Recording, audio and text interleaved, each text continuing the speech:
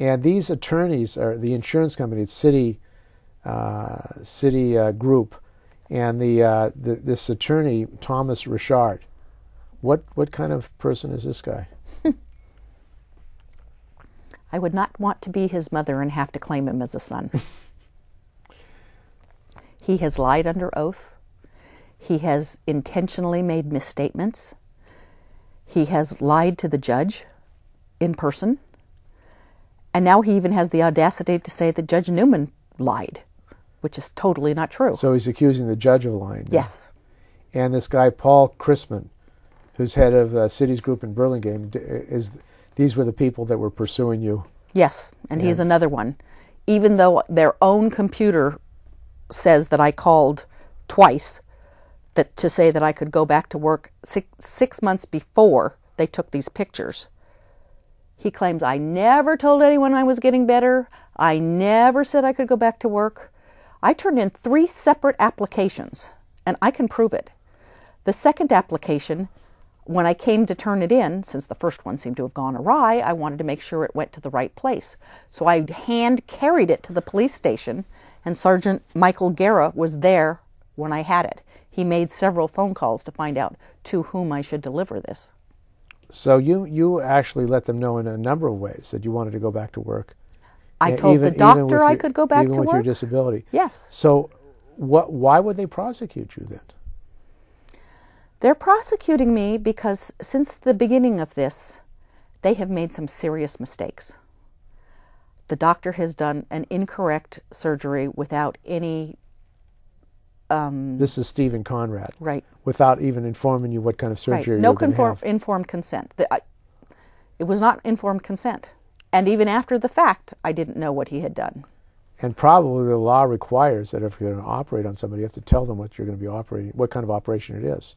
And I would think that one would tell a patient that this is a modified procedure or something new or whatever. You have to inform the Yes. patient and they didn't do that. I would have certainly opted for a more severe surgery to make sure that it was fixed. Sure. It's still not fixed after 2 surgeries, and now it won't ever be fixed. So you're permanently disabled. I'm too old to go through this again. I see. And the bone is deteriorating because I have osteoporosis on that side because I don't do enough weight-bearing exercise. I see. So you went to this 5-week trial. Yes. And the district attorney in San Mateo spent a large amount of money pursuing you. I would think so. One of the doctors had to come out of retirement from Arizona. And you had witnesses. Yes, most of them police officers that I'd worked with. So you had law enforcement witnesses. Lots of them. Had you ever been arrested before? I've never even had a traffic ticket. You've never even had a traffic ticket, and they're after you for this I don't massive drink. fraud. I don't smoke. I'm the original goody two-shoes. My real addiction in life are books. So it sounds like they had a vendetta against you. It feels like they had a vendetta against me. And they got a conviction. Yes, they did, on the 3rd count, which was not telling something germane to the case. And what happened then? Oh, that was the fun part. My sentence was 90 days in jail. I had to do 60 days in solitary confinement, which is not just means being locked up by yourself, which that of course it means. It also means I was under suicide watch. My husband had passed away. I was having a very bad year, and I still believe that it's the reason we lost the case, is my husband was my main witness. He was the one who took care of me and took me to the doctor and kept his cell phone with him 24 hours a day so he could help me if I got in trouble. He was your witness, a key witness. He was the key witness. And they put you in solitary confinement? Solitary confinement, which means you don't even get regular jail clothes. They put you in a thing called a Ferguson gown that has Velcro closures and no sleeves, and the building is not heated. Well, it was freezing, and that was during the time when we had the wettest March we ever had, and we had hail every time you turned around and something like 20 days of rain in the month of March.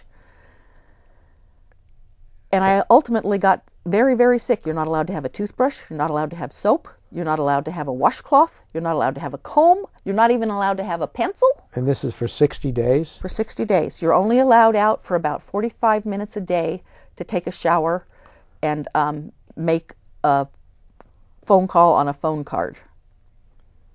And this is in San Mateo County Jail? Yes. It's interesting to note about San Mateo County Jail that the men's have a work furlough program for nonviolent criminals so that they can continue to go to work and provide for their families.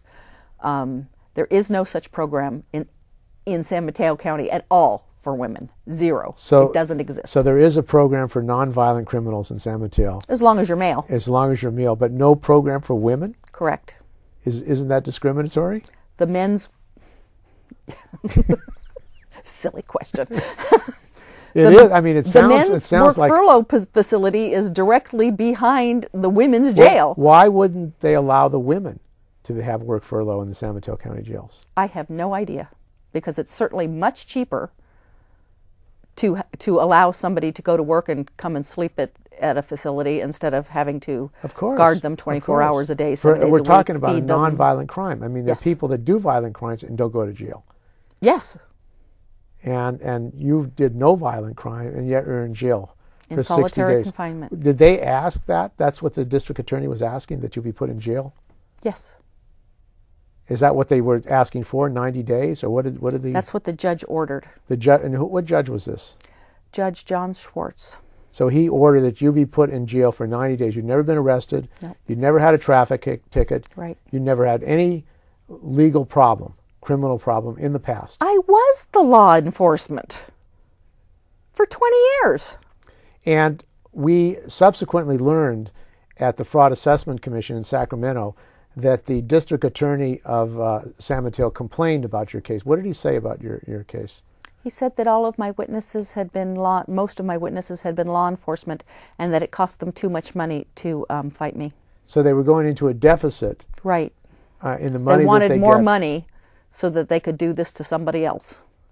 So actually the district attorney was complaining about the fact that you had law enforcement witnesses. Yes. And it cost them more to fight this case and fight you. Right. And as a result, they were in a deficit. They needed more money. Right. Now, I mean, what kind of operation is this? I'm the wrong person to ask. It sounds unbelievable. It is unbelievable. When they start putting grandmothers in jail for nothing, there's something seriously wrong with the system. So when you got out of jail, I mean, during the time you were in jail, I mean, you're alone, you're under isolation. It must have been a horrible nightmare that you were going through in the jail there. It was the worst 2 months of my entire life. But the good news is that I have this amazing group of friends and family who kept me in books. And I read 24 hours a day. In 60 days, I read between 150 and 160 books. So your mind was... They can lock up your body, but they cannot lock up your mind. My mind went to Botswana. Your mind saved you Yes. from your physical, Yes. what you were going through physically. When I read, I am truly there. So Well, I went to ancient Scotland, and I went to Botswana, and I went You were to... all over. I was off. I said 150 So or you 60 came books. out of jail, and then also you spoke at a rally in Sacramento. What was that about? That was about other injured workers besides myself who have had the same basic experience of being harassed, of being mistreated, about being prosecuted, about being denied competent medical care, all coming together to tell their stories to try to bring about change to this system that is so outrageously unjust. And were you surprised at these other people and their stories, that what they were going through, a similar kind of thing? I was surprised in that at the time that I was sent to jail, I thought I was the Lone Ranger, and truly couldn't understand why anyone would do something like this to somebody like me. But once I got there, I saw the pattern of this, and I just happened to have the kind of injury that was going to be a lifetime problem. That they had made so many mistakes that they knew that they were looking at a huge financial problem. They had never notified me properly or or given me any access to any vocational rehabilitation. They had never assigned me to a counselor, which is required by law. They had never... they violated the law. Yes. And they underpaid me the entire time. And that's a fact. A fact which they regularly say that I stole money for them because I wasn't ever injured. But they paid for 2 surgeries. Even they admit that I'm still 17% disabled. So and we're talking about a city, Atherton, in which you have multimillionaires, billionaires. Yes. In Atherton, and this is what they're doing to one of the workers who work in their city. What kind of attitude does that reflect? I mean, it seems like they don't really respect the workers who worked in the city. I have come to believe, and believed actually before I got hurt, through different people's attitudes, that they don't really consider the people that work for them to be entirely human. People who have to work are some other species that's not quite human.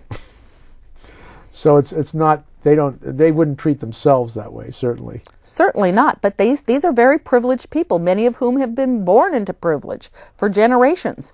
They don't know the meaning of work and balancing budgets and you know, making a family survive and paying for college educations for your children. They don't understand that. And what your struggle to survive at your house, I mean, how difficult has that been getting back in physical shape to try to make yourself able to work and function in a situation where you're living by yourself in a very difficult circumstance? It's still a very difficult problem, and since my husband passed away about 1.5 years ago, it has been, he allowed me the illusion because he knew I hated having to sit on the couch and ask people to do things for me. Sure. He would actually sneak around when I wasn't home and do some of the chores and maintain the garden. And now that he has gone, I truly know how much he did for me. And I don't believe I'll be able to stay in that house long term. And you also found out that in order to hire a lawyer, you owed the house, you owned your house. It had been paid off for years. You had to take a loan on your house. $100,000 loan. And you paid this attorney. To pay the attorney. I still have a $120,000 bill sitting in my house for him, which I have absolutely no way to pay, in addition to the $100,000 he already has. And I paid $40,000 to the appellate lawyer to do the appeal for this case. And what happened at the appeal? At the appeal hasn't gone through yet. Now that the restitution issue has been remanded back to Judge Newman at Workers' Comp Court, that will be settled in Workers' Comp Court where it should have always been. And this restitution, what are we talking about here, restitution? Your restitution? They're asking me to pay $400,000 for all of their legal expenses, all of their private investigative expenses, which is most of what the money is. There's a small amount, the least amount of all of the categories is for what they actually paid me in workers' compensation. And then there's the bills for the doctor. They even want me to pay now for both surgeries, even though I'm still 17% disabled. So the district attorney of San Mateo is saying that he wants you to pay back for the injuries that the company doctor ordered. Right. That you have on your knee. And these injuries on your knee, you should pay for these injuries. Yes. Even though the company doctor said you needed these injuries as a result of your injury on the job. Yes. So they want, this would mean losing your house. They want to take away your house, basically. Is that the plan? Between the mortgage on the house and what they would ask me to pay for, I'd still be in the hole. Even if I sold my house, I'd still be in the hole. It sounds like it's retaliatory prosecution, and they want to destroy you. Is that... I don't think that's really the truth.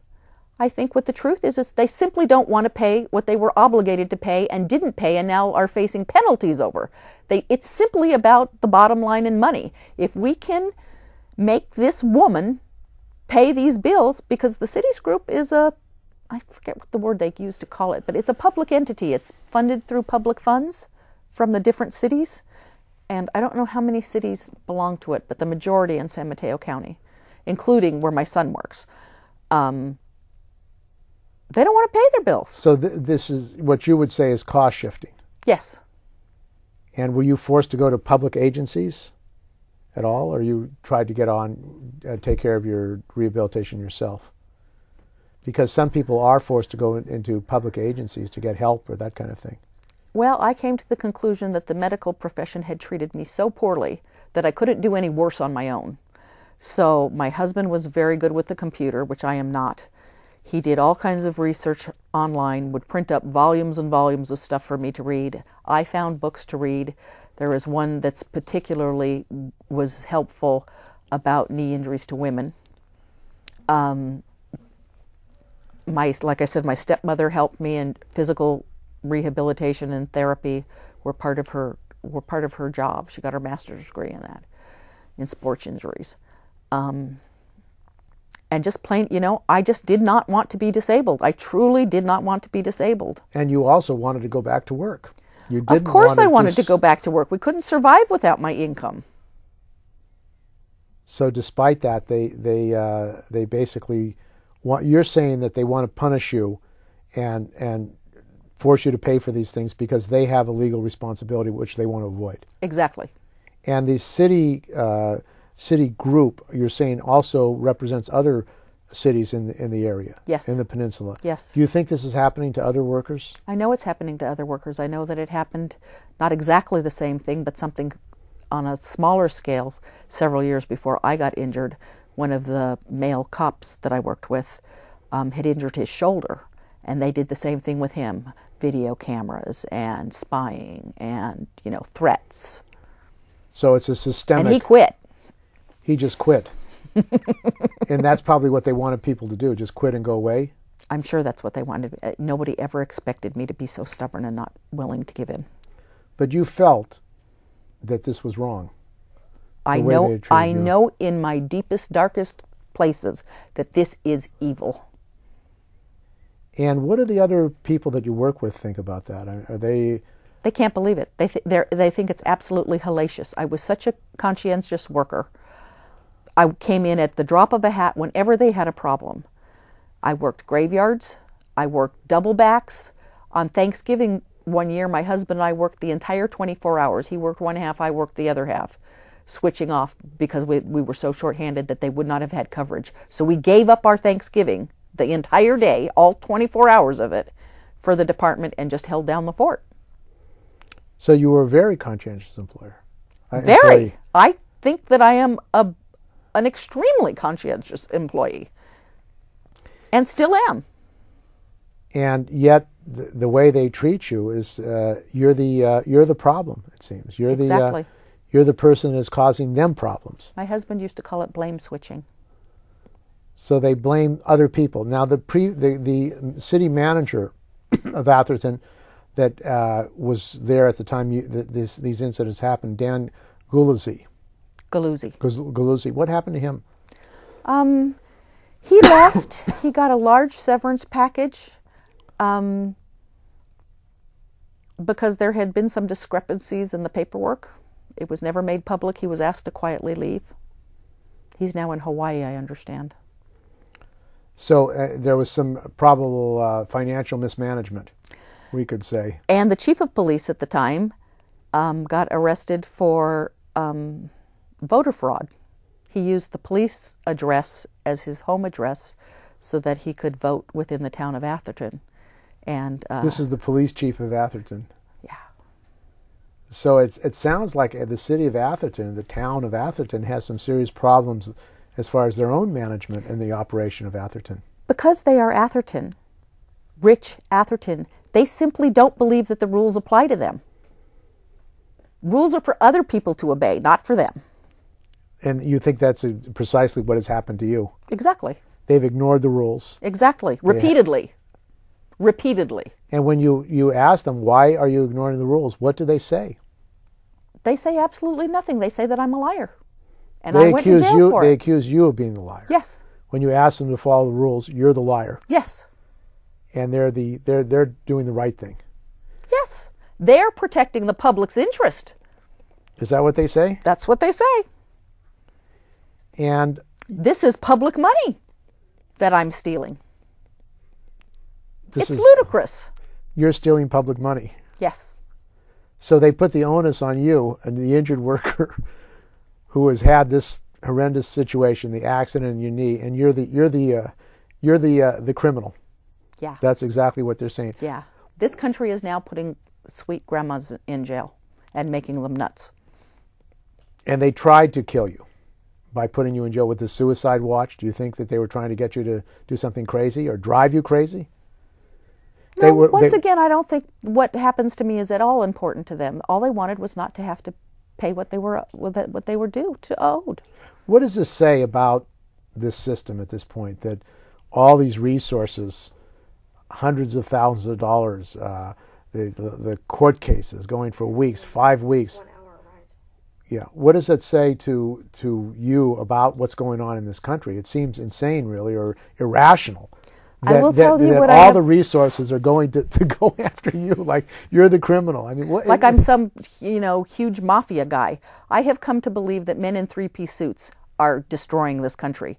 I will take a kid with purple hair any day. Any day of the week, give me a kid with purple hair who at least has the humanity to try to be an individual and not try to use the system, who has a little humanity in his heart and still believes in things and has idealism. The men in three-piece suits are destroying this country. They're the same people that run the Enrons. They're the same people who do all of these other horrible things. Most of the time they get away with it. These people have lied with impunity under oath repeatedly.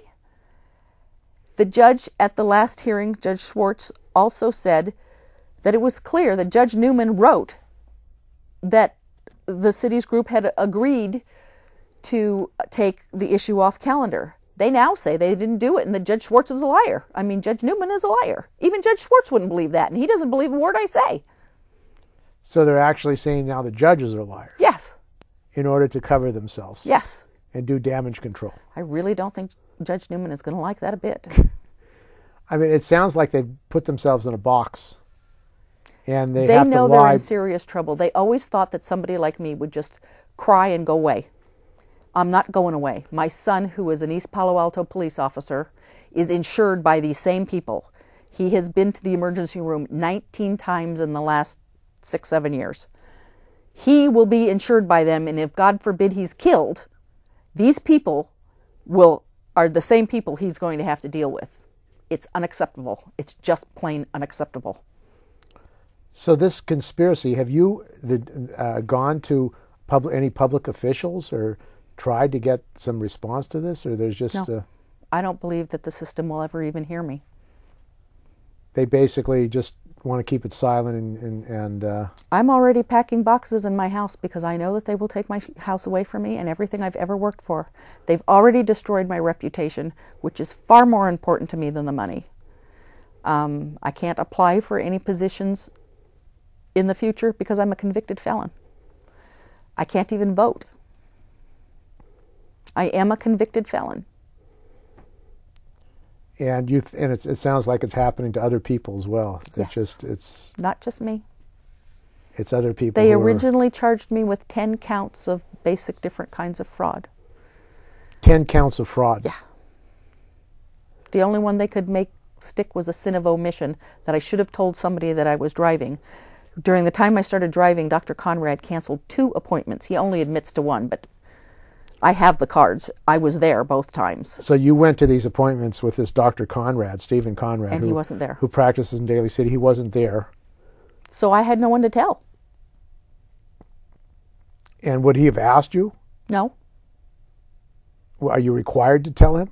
No. And then they convicted you for something that you're not required to do? True.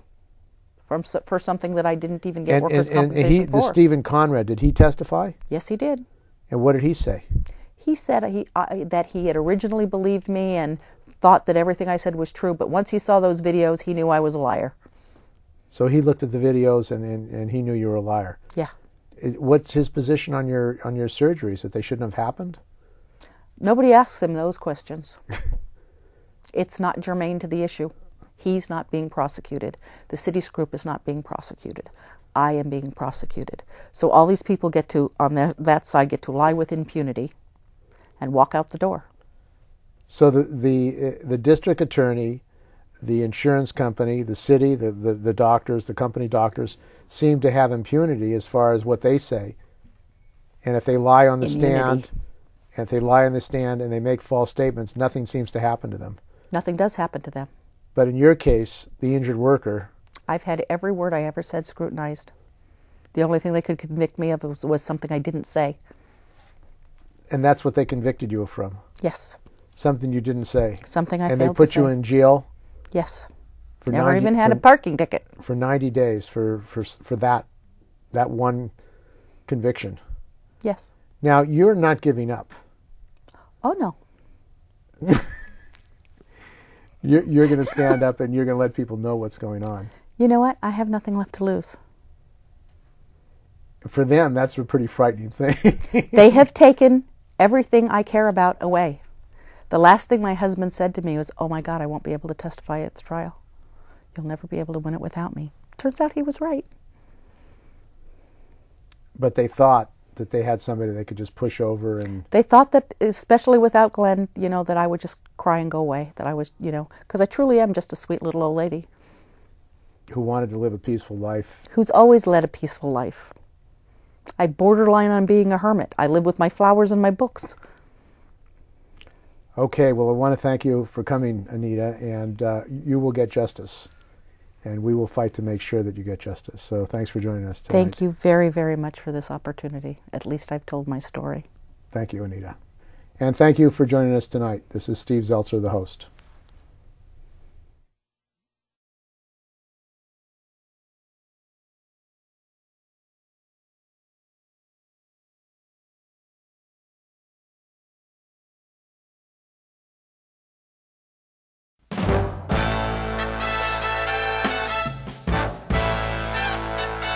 Thank you for watching Injured on the Job.